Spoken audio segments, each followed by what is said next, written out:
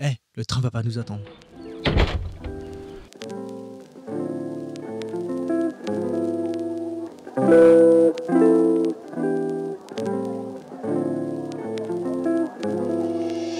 Listen, man. Hey, yo!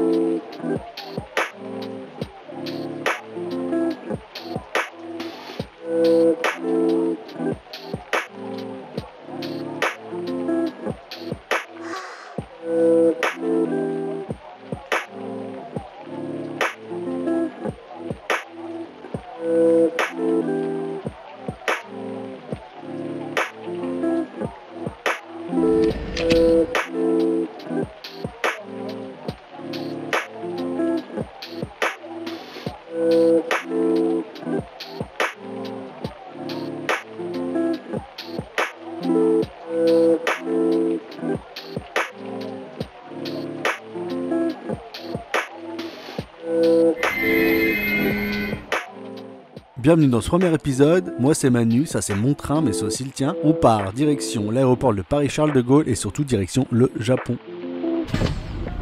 On est donc parti pour un voyage de 14 jours avec plus ou moins 14 vidéos comme celle-ci. Enfin sauf si tout le monde trouve ça nul en fait. Alors n'hésite pas à soutenir le projet en faisant un commentaire positif ou constructif, à aimer cette vidéo et à t'abonner si tu veux être informé des prochaines.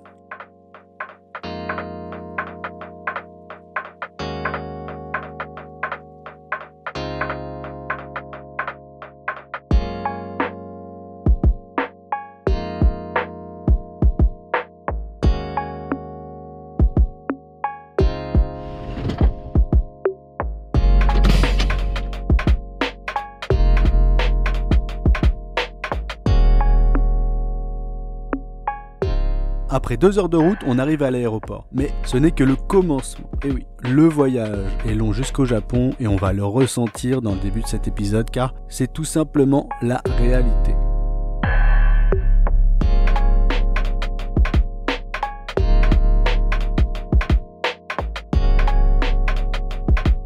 On se dirige vers notre premier avion avec comme destination Helsinki où nous ferons une petite escale.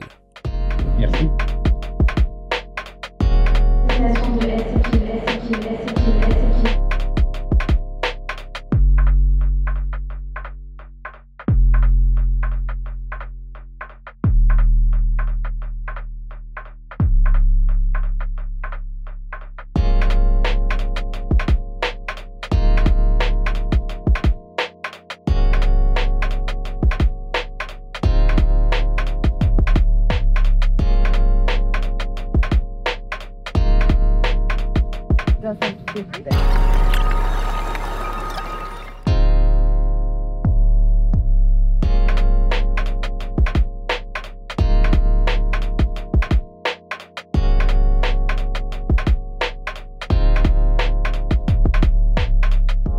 Pour ce premier vol, on voyage avec la compagnie finlandaise Finnair et franchement, c'est vraiment nickel. C'est confortable et le personnel navigant est très sympa.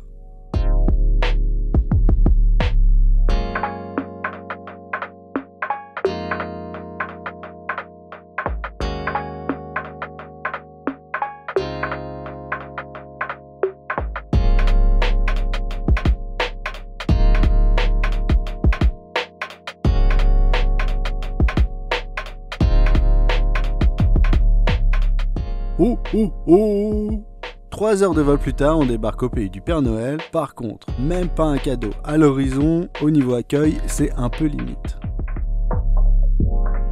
Bon, on n'a pas le temps de jouer aux touristes, car notre première correspondance nous attend à l'autre bout de l'aéroport. Cette fois, on arrivera à notre destination finale, Tokyo.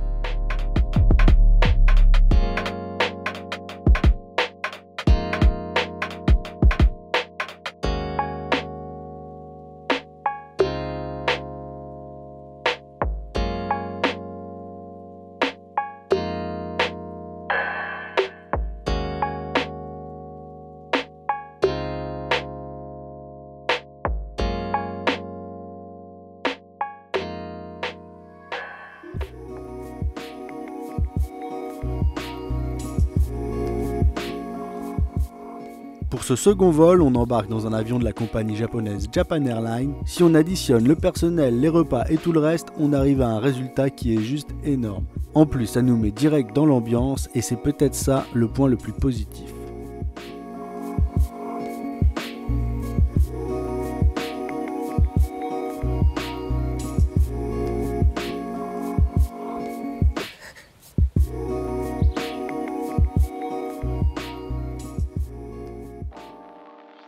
Right now, everything's okay.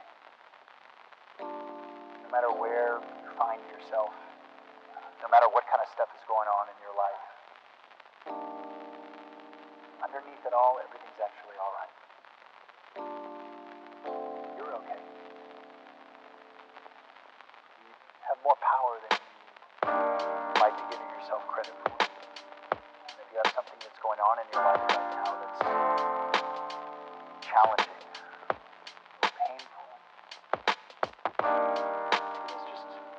reminder to take a little bit better care of yourself. Because you're worth it. You can have this feeling anytime you choose. Il nous aura fallu une dizaine d'heures de vol, mais voilà qu'on touche au Saint Graal, on est enfin au Japon et plus exactement à l'aéroport de Tokyo Narita.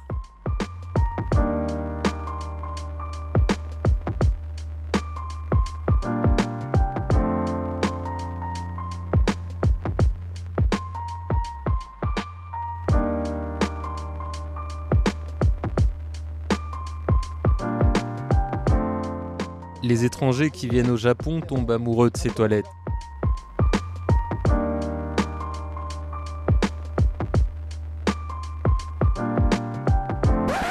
Ça, c'est le Skyliner qui va nous permettre de rejoindre très rapidement le centre de Tokyo. Actuellement, on est en fait à Narita et non pas à Tokyo. Et vous allez voir que ça fait quelques kilomètres de différence. Après cette quasi nuit blanche, on est quand même très fatigué. Le dormeur doit se réveiller.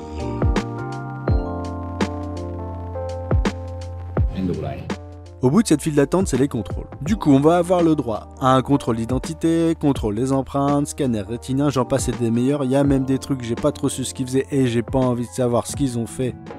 Mais au final, on est autorisé à circuler librement sur le sol nippon et ça nous rend heureux. T'es heureux toi? Moi je suis heureux, très heureux. Dans l'aéroport, l'affichage est plutôt clair, on devrait trouver un train assez facilement.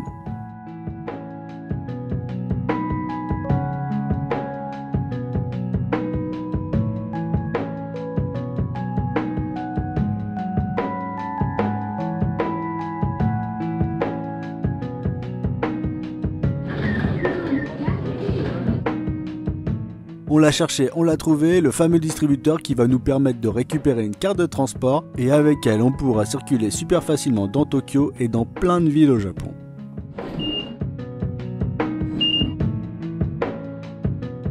Bon ça c'est top, le Skyliner c'est donc par là et le panneau nous indique clairement qu'il faut un ticket supplémentaire qu'on n'a pas acheté du tout en fait. Voilà le boulet. On va pas courir partout pour essayer de trouver ce fameux ticket, du coup on va prendre un train classique. Ça va nous prendre 30 à 40 minutes de plus pour arriver au cœur de la capitale, mais bon, ça c'est le prix de la flemme quoi.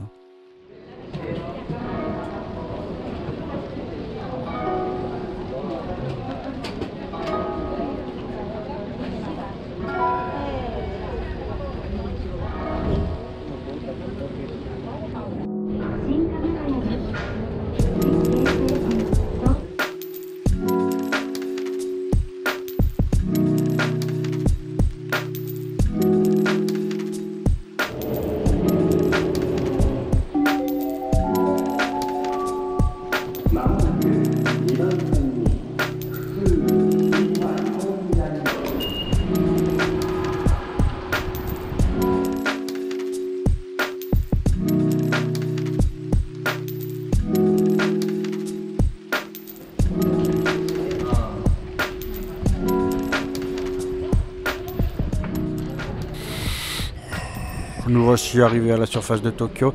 C'est un spectacle extraordinaire qui se déroule sous nos yeux. Bon, c'est peut-être un peu beaucoup. Enfin, en tout cas, on est super content d'être arrivé sans trop de galères. Plus qu'à savoir dans quelle direction on doit aller. Pour mieux situer la chose, Narita c'est là, Tokyo c'est là-bas, c'est pas la porte à côté quoi.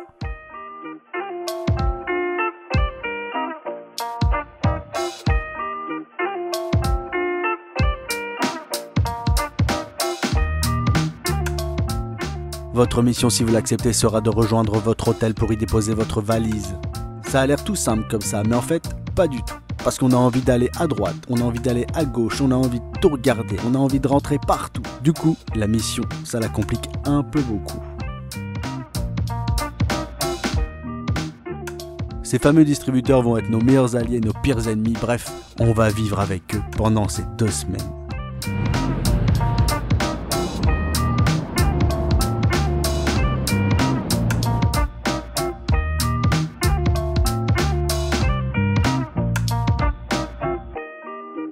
But if this brings you just a little closer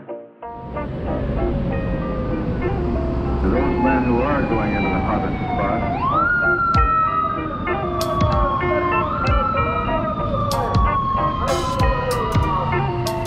I hope that it will help you to do a better job.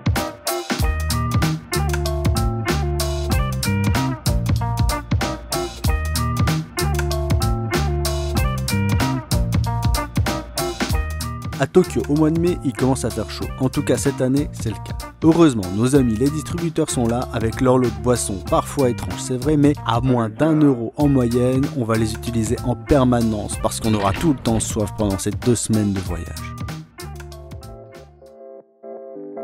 Nous voilà arrivés devant notre hôtel, on dépose nos valises rapidement et on repart tout de suite parce qu'on a plein de trucs à voir, plein de choses à découvrir. Notre première visite nous emmène au musée du médicament, mais bien sûr, mais pourquoi ? Eh bien parce que les avis étaient plutôt bons et qu'en fait c'est à côté de tous les endroits qu'on va visiter après. Si le côté éducatif est bien présent, le côté fun lui est bien absent, le lieu plaira à un prof de collège qui manque d'endroits où torturer ses élèves, en plus on n'avait pas le droit de filmer, du coup on l'a pas trop fait.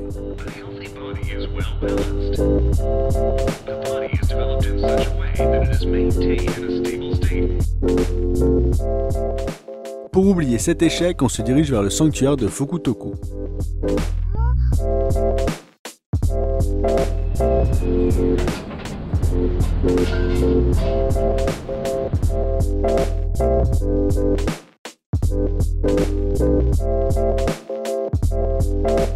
Ce sanctuaire au milieu des buildings est un bel exemple de cette prouesse japonaise qui consiste à réussir à moderniser le pays tout en conservant sa beauté et ses traditions. Ouf.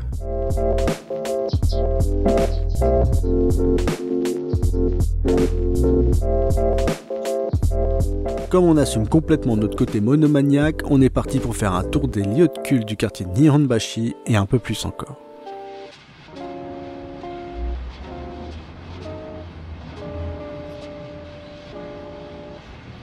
It's raining. It just started raining.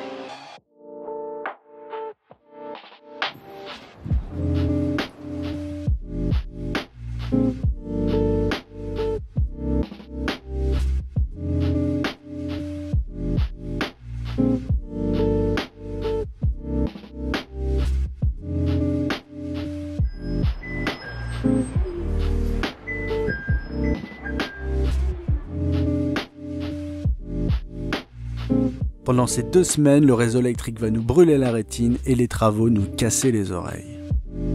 En chemin, on passe devant la station de pompiers du quartier Nihonbashi.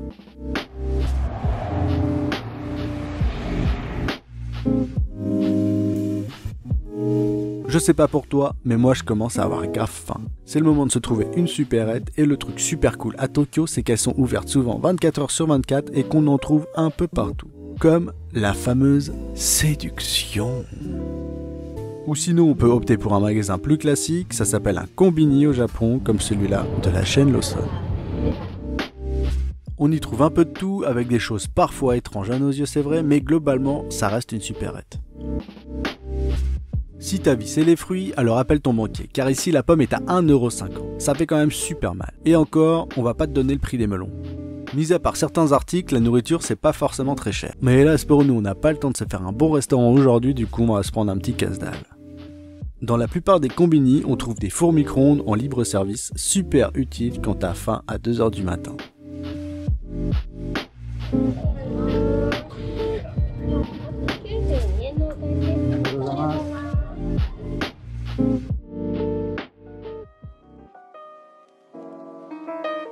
On va essayer de se trouver un super endroit, histoire de pique-niquer tranquillou. Le parc de Hamacho sera parfait, et en plus c'est sur notre route pour longer la rivière Sumida.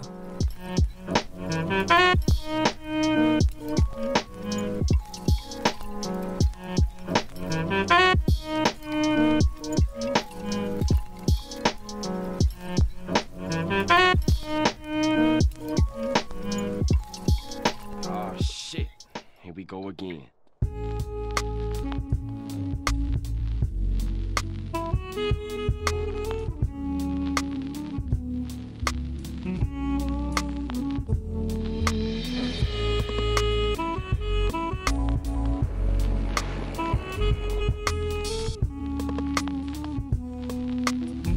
On se délecte, on absorbe la tranquillité qui se dégage de la rivière Sumida, ainsi que le bruit de la voie express qui est en face. Attention à pigeon!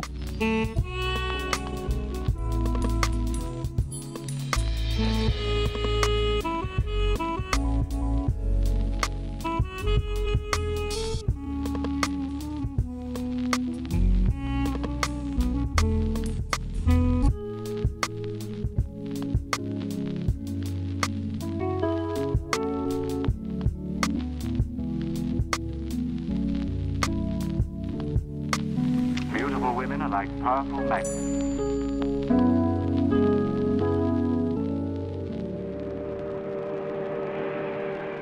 Franchement, un escalier comme ça, c'est obligé qu'on grimpe.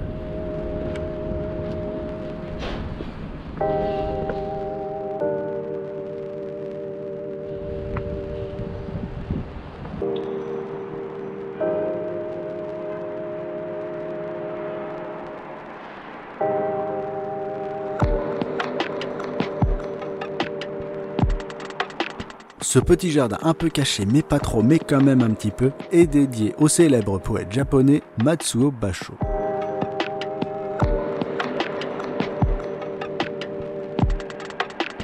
On quitte cette belle figure du passé, car justement le passé, on part y faire un tour.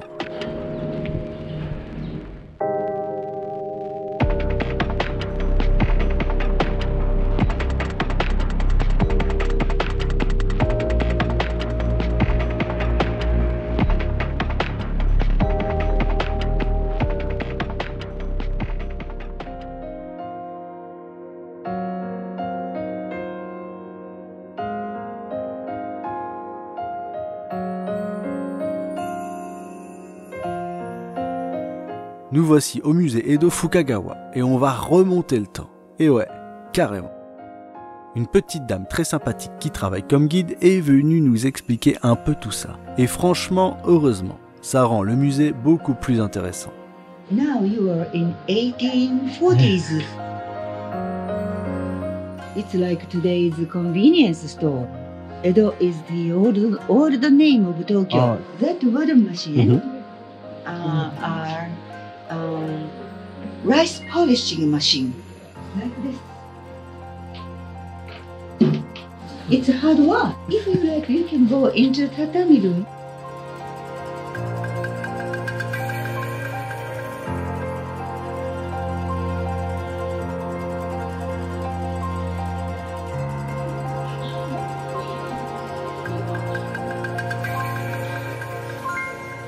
Le musée est assez sombre, ça donne une ambiance assez particulière au lieu, et franchement, c'est très bien comme ça.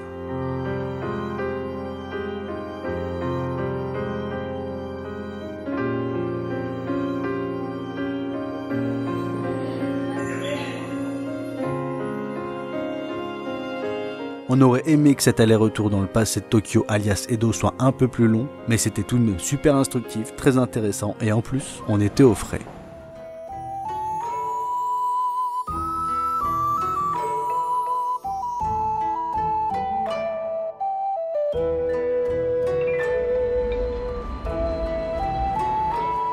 À 200-300 mètres à vol d'oiseau ou de mouette se trouve le temple Reiganji, de quoi en prendre encore plein les yeux.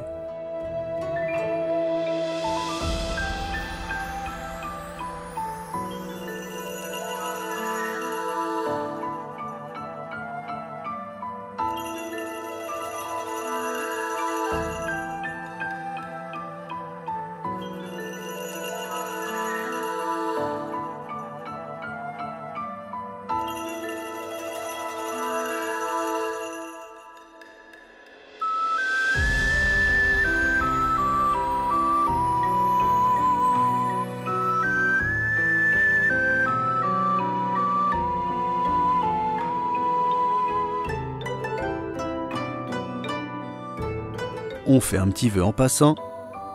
Mais bon, ça reste secret quand même.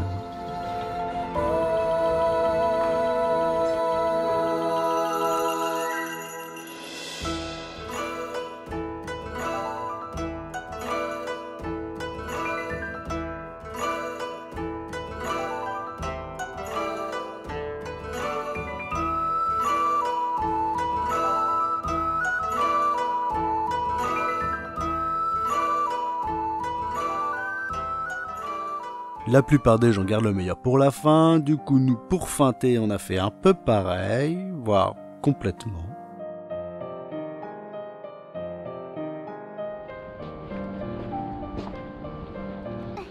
On va donc exposer voire exploser nos rétines au jardin de Kiyosumi.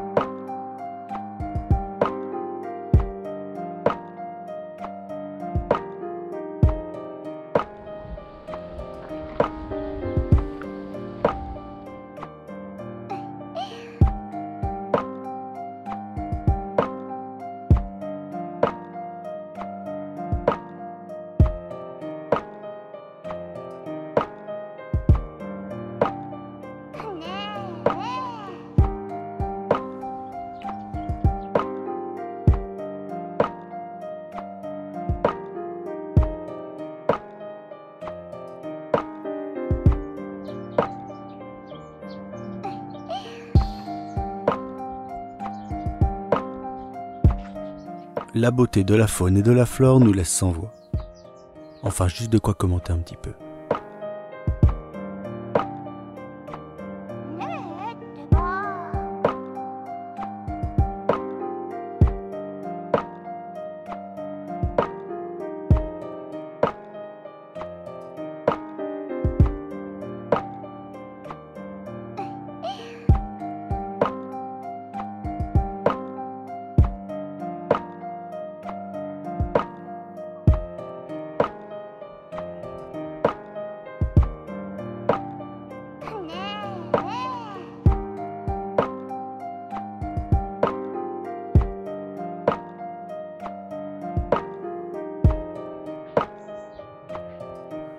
C'est un endroit magique, féerique, fantasmagorique, bref, un endroit en hic et authentique.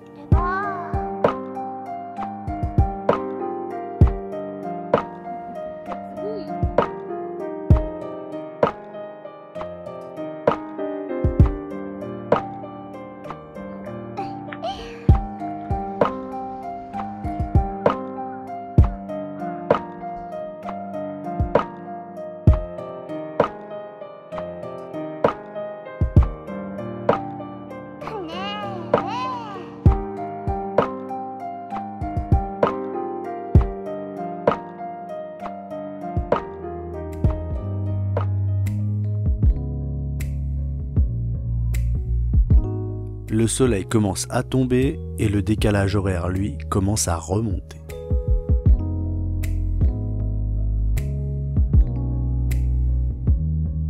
La journée touchant à sa fin, on va profiter encore un peu de la verdure en passant par le parc public de Kiyosumi, situé juste à côté du jardin.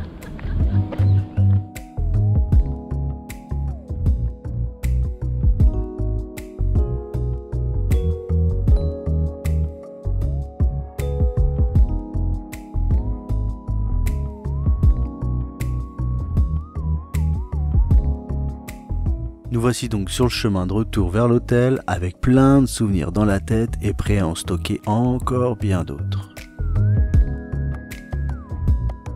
Ce premier épisode est déjà terminé, mais on se reparle très bientôt et en attendant, n'hésite pas à soutenir la chaîne. Bye! Après une tonne de demandes, voilà un bonus. Le Han Hostel Kanda sera notre première expérience avec l'hôtellerie japonaise. On a opté pour une formule semi-économique avec quand même une chambre simple et non pas un dortoir, mais avec une salle de bain commune et ça, c'est assez courant au Japon. La chambre est petite, mais on vient juste y dormir, alors ça passe carrément. Surtout que c'est super clean et que c'est plutôt bien situé. Le rapport qualité-prix est excellent. Bon maintenant, si tu permets, je vais aller me coucher. Dans le prochain épisode, on va visiter un quartier bourré d'électronique, squatté par une armée de filles habillées en soubrette et parsemé de magasins qui vendent des jeux vidéo, des animés, des figurines, des trucs bizarres, des trucs moins bizarres aussi quand même. Mais on trouvera aussi de la beauté et de la sérénité dans ce monde. Bref, il y a du lourd au programme, alors abonne-toi pour être prévenu de la sortie de ce magnifique, de cet extraordinaire épisode. Abonne-toi.